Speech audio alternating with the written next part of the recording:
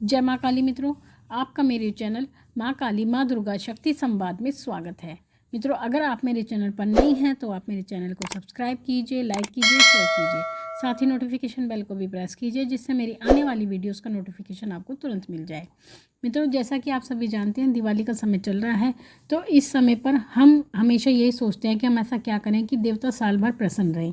तो आप सभी जानते हैं जो लोग माँ काली की पूजा करते हैं, तो माँ काली की पूजा करने वाले लोग ज़्यादा उत्सुक रहते हैं कि उनके बारे में कुछ नई नई जानकारी हमें पता लगे या ऐसे उपाय हमें पता लगे जिससे वो प्रसन्न हो पाए। देखिए, माँ काली की विशेष पूजा दिवाली पर की जाती है और माँ काली के साथ में जब माँ काली चलती हैं तो माँ काली हमेशा कभी अकेले नहीं चलती। माँ काली जब चलती हैं तो उनके साथ में लाल भैरव और काल भैरव दोनों चलती हैं। तो जैसा कि आप जानते हैं दिवाली का समय है, तो दिवाली के समय में जो लाल भैरव हैं, लाल भैरव हनुमान जी को कहा जाता है, यानी जो हमारे बजरंग बली हैं उनको लाल भैरव कहा जाता है और काल भैरव तो भैरव जी हैं ही। तो लाल भैरव का जो है विशेष पूजा इस दिन होती है, वो दिवाली का दिन होता है जब लाल भैरव की पूजा की जाती है। तो जैसा कि आप सभी जानते हैं हनुमान जी हैं, उनको विशेष प्रकार का भोग लगाया जाता है। तो जो लोग माँ काली की पूजा करते हैं उनको हनुमान जी को भी मनाना ही पड़ता है, क्योंकि माँ काली लाल भैरव के साथ चलती हैं। आप हनुमान जी को विशेष रूप से मनाइए, जैसे आप भैरव जी को मनाते हैं आपको हनुमान जी को भी मनाना बहुत बहुत ही आवश्यक होता है। तो लांगुरिया उनको बोला जाता है, तो लांगुरिया के साथ माँ भगवती चलती हैं। जब हम माँ दुर्गा की पूजा करते हैं तो उन्हीं हनुमान जी को हम लांगुरिया बोलते हैं, और जब हम माँ काली की पूजा करते हैं तो उन्हीं हनुमान जी को लाल भैरव बोलते हैं। बस ये अंतर होता है। तो माँ दुर्गा के साथ भी हनुमान जी चलते हैं और माँ काली के साथ भी हनुमान जी जरूर चलते हैं, बस थोड़ा आप नाम का अंतर मान सकते हैं। लेकिन उनकी पूजा दोनों ही पद्धति में जब माँ दुर्गा के साथ की जाती है तो अलग होती है और माँ काली के साथ की जाती है तो अलग तरीके से होती है। तो वो ही बात मैं आपको बता रही हूँ। जैसा कि आप जानते हैं दिवाली का समय है, तो आपको क्या करना है, जो बड़ी दिवाली का दिन होगा, जो मुख्य दिवाली होगी, अमावस्या का जो दिन होगा, उस दिन आपको हनुमान जी को प्रसन्न करना है। तो उसके लिए क्या करना है, कुछ घरों में तो ये रिवाज होता है कि जो लांगुरिया होता है उसका भोग उस दिन दिया जाता है, यानी अमावस्या के दिन सुबह दिया जाता है। तो आपको उस दिन क्या करना है, लाल भैरव को मनाने के लिए आपको क्या करना है कि हनुमान जी को आपको उस दिन भोग लगाना है। तो आपको ये भोग सुबह के समय लगाना है, सुबह सुबह ये भोग लगाया जाता है। आपको सुबह उठकर सबसे पहले नहा धो लेना है और नहा धोने के बाद में आपको पूर्णतः स्वच्छ हो जाना है, और स्वच्छ होकर के आपको एक रोट बनाना है, मीठा रोट। मीठा रोट का अर्थ होता है मीठी रोटी।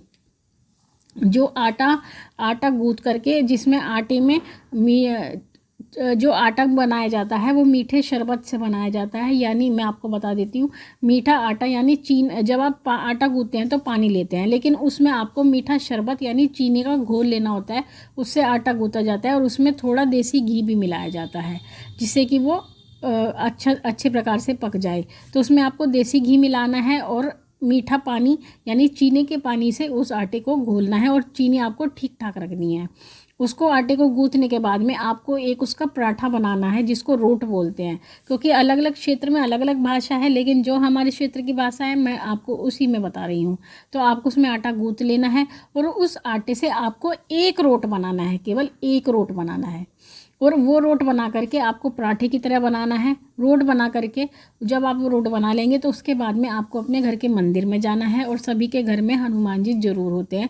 कोई घर ऐसा होता होगा जहाँ पर हनुमान जी की मूर्ति या फोटो ना हो, तो वो रोट ले जाना है आपको, और ले जाने के बाद में आपको हनुमान जी के सामने, जिनके पास सिंदूर चढ़े हुए हनुमान जी हैं तो अति उत्तम है, और अगर सामान्य है तो वो भी उत्तम है। तो आपको वो रोट लेकर अपने पूजा घर में जाना है और वहाँ पर जा कर के आपको हनुमान जी को तिलक करना है, और तिलक करने के बाद में आपको एक देसी घी का दीपक जलाना है। बिल्कुल शुद्ध देसी घी होना चाहिए, उसमें किसी प्रकार की कोई मिलावट नहीं होनी चाहिए। गाय का घी हो तो और भी उत्तम होता है, क्योंकि हनुमान जी को देसी घी या फिर चमेली के तेल का दीपक लगाया जाता है। अगर देसी घी नहीं है तो आप चमेली के तेल का भी दीपक लगा सकते हैं।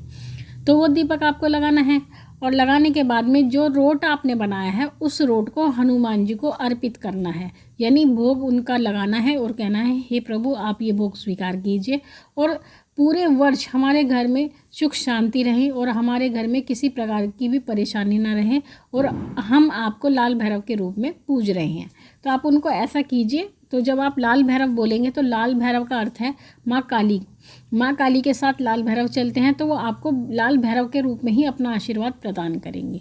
तो उसके बाद में जब आप ये भोग लगा देंगे, प्रार्थना कर लेंगे, सुख शांति की प्रार्थना कर लेंगे, माथा टेक लेंगे, उसके बाद में आपको जो ये रोट है वो पूरे घर में बांट देना है। यानी अपना ये जो भोग है वो आपको सबको अपने परिवार के सदस्य में बांट लेना है और भोग स्वरूप वो जो रोट है उसको आपको ग्रहण करना है। लेकिन आप कोशिश ये करें, क्योंकि दिवाली का दिन है तो उस समय जब आप ये पूजा करें तो कोशिश ये करें उस दिन आप लहसुन प्याज का बिल्कुल सेवन ना करें, क्योंकि बालाजी कभी भी तामसिक रूप में नहीं चलते, कोई भी तामसिक रूप में कोई भी चीज़ वो ग्रहण नहीं करते। ठीक है, माँ काली के साथ चलते हैं, लेकिन इसका अर्थ ये नहीं है कि वो तामसिक वस्तु का सेवन करते हैं, ना ही उन्हें कोई तामसिक वस्तु का भोग लगाया जाता है।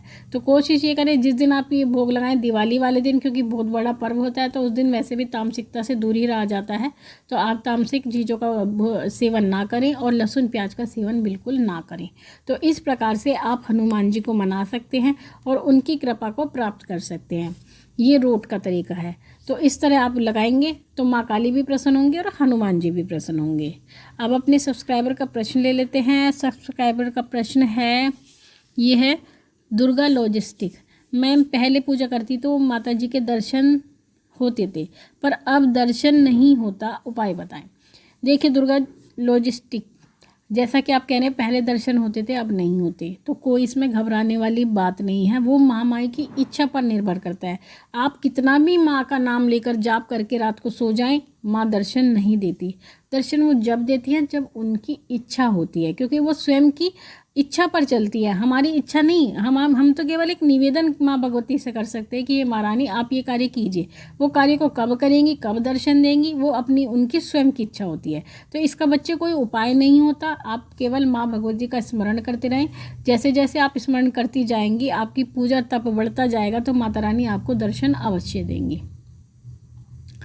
अगला प्रश्न है भावना चौरसिया जी का। इन्होंने मुझसे पूछा है, हर साल मिट्टी के गणेश लक्ष्मी की पूजा करनी चाहिए या जिसके घर में पीतल है उसी से हर साल कर सकते हैं? देखिए भावना जी, जैसा कि आप जानते हैं जो पीतल के गणेश जी और लक्ष्मी जी होते हैं उनका विसर्जन नहीं किया जाता, और अगर आपके पास लक्ष्मी जी गणेश जी पीतल के हैं तो आप उनकी भी पूजा हर साल कर सकते हैं। लेकिन जो मूर्तियाँ मिट्टी की होती हैं, जो मिट्टी के होते हैं लक्ष्मी गणेश जी, उनका विसर्जन किया जाता है, और विसर्जन जो होता है वो मिट्टी की मूर्तियों का ही होता है। जो पीतल की मूर्तियाँ होती हैं, जो किसी भी धातु की होती है, चांदी की होती है, पीतल की होती हैं या तांबे की होती है, तो इन चीज़ों का विसर्जन नहीं होता। विसर्जन मिट्टी की मूर्तियों का ही होता है, तो आप उनकी भी पूजा आराम से करते हैं। तो मित्रों, आपके प्रश्नों के आपको उत्तर भी मिले होंगे और अच्छी जानकारी भी आपको मिली होगी। माँ भगवती से यही प्रार्थना करती हूँ कि वो आपकी भंडारी बढ़ती रहे और आपकी सभी मनोकामनाओं को पूर्ण करती रहे। आपसे फिर मिलूँगी अपनी अगली वीडियो में। तब तक के लिए जय महाकाली, जय महाकाल।